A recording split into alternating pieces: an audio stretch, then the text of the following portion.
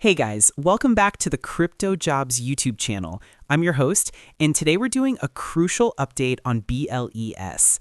The current price is pretty bearish, but the charts are flashing strong reversal signals. This is a high-risk, high-reward play.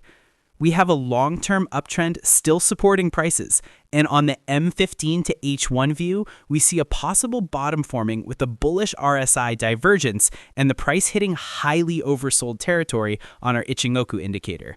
This is a classic setup where we expect a bounce. I bought the dip at $0.03675 while writing this post. We have an ascending trend line acting as support and a potential falling wedge structure forming. I expect to see a bull reaction soon, and the bottom could be in if we hold above the 0.03600 to 0.03580 support. If the price breaks under 0.03580, we could see a quick drop towards 0.0330 to 0.03200. Now, before you go, I want to talk about how you can take your trading to the next level with me. I'm running a free Telegram channel for all my quick updates and market insights, and my free VIP group for even more setups and a closer look at my trading strategy. The links for both are right in the description. Peace out.